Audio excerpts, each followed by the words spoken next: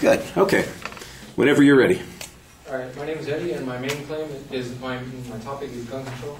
My main claim is that more restrictive gun laws will make our community safer. I'm going to tell you why with these three claims. My first claim is that there's a high rate of gun-related crime. According to 1999 Harvard School Public Health Study, the U.S. has the highest rate of gun ownership in the world, in the developed world. And according to Harvard Across, in developed countries where more guns are available, there are more homicides. More than 30,000 men, women, and children die each year from gunshot wounds, the highest homicide rate in any country in the world. And of those 30,000 deaths, only 1,500 were due to accidental shootings. So basically, most of them are like actual, like people actually just go out and kill someone. All right, my second claim is that there are societal needs for reasonable gun control. U.S. residents have a right to reasonable protection from dangers, and these dangers include guns. There are many dangerous people in the world who have guns, who have access to guns. Like some examples of these include like the 1999 Columbine shootings, where 13 students and teachers were killed, and the Virginia Tech shootings in 2007, where 32 students and teachers were killed. And these guns used in these shootings were actually legitimately and lawfully purchased. And this ties into my next claim, which is that guns end up in the wrong hands.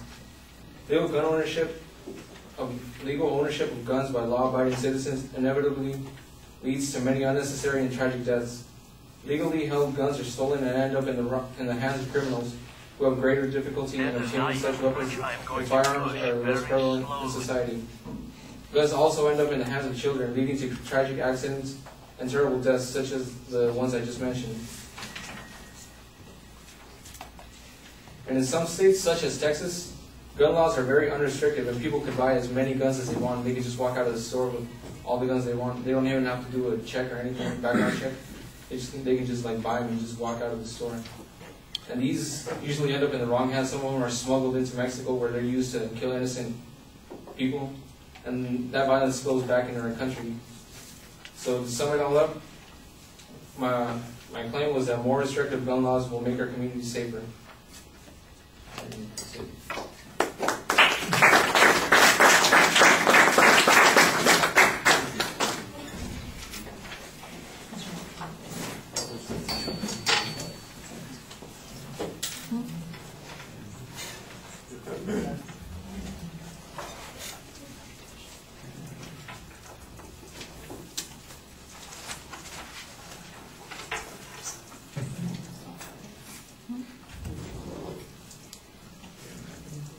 You want to give me that now? Yeah.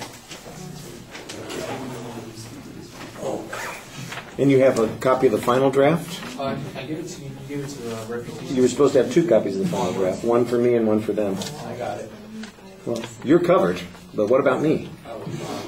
I should get one too. Okay. No, you keep that. That's thank you. All right. Give me a final draft. Okay. All right, well, the topic's clearly labeled, and your main proposition is labeled. It's still a little broad, covers a lot of territory. There's not really a preview of what the secondary claims are.